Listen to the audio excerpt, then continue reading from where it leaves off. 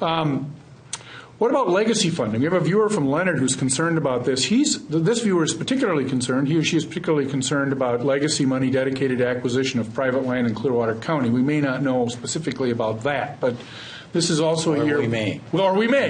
We may. So good, we'll start there. But we'll also talk about the legacy bill generally. Let's ask you, Representative McNamara. We'll treat that as an invitation. Well, I don't know if maybe I walked into a hornet's nest. Barry, the viewer is referencing a project in Clearwater County that the would purchase approximately 2,000 acres of potlatch land, and it would be owned by the White Earth Tribal Nation. Potlatch, of course, is a company. They own the land, and the idea would be to purchase it from them. Private landowner, a lumber company that's divesting a lot of their interest in Minnesota. They're selling some to other private landowners. They're selling some land to the state of Minnesota, which we're preserving. And this is a proposal to sell 2,000 acres.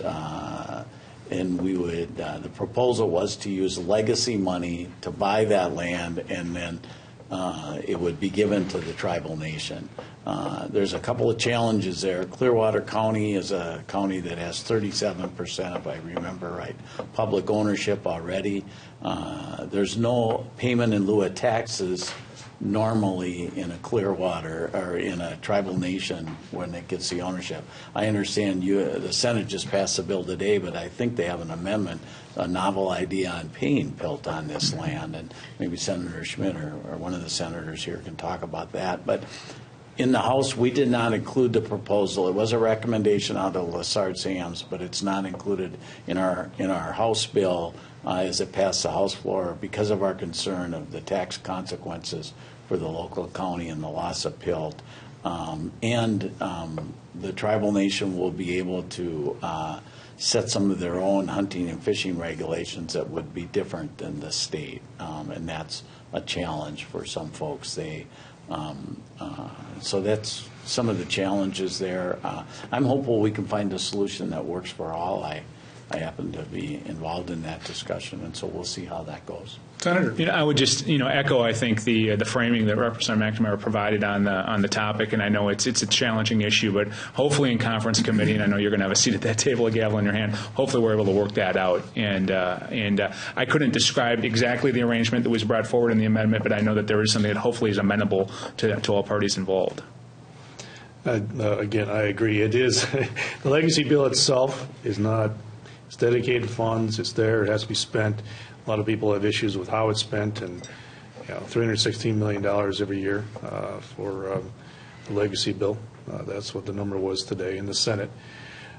Dedicated funds, it's allocated out. Some people don't like the way it's done. They would like some of the money to go other places, but it is what it is.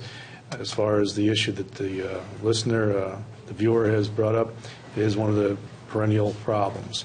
Should we be using state money, legacy money, doing that and then transferring it over? So Representative McNamara did a good job explaining the issue. There was an amendment on the floor today, and it did not pass, but maybe it'll have some legs in the conference committee.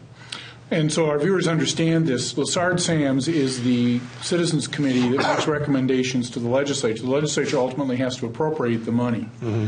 And so the legislature is not required to use the recommendations of Lessard-Sams. Have I correctly stated how the process works? Right. Are there other differences between the Lessard-Sams council recommendations and the recommendation or the legislative action, for example, on the House side?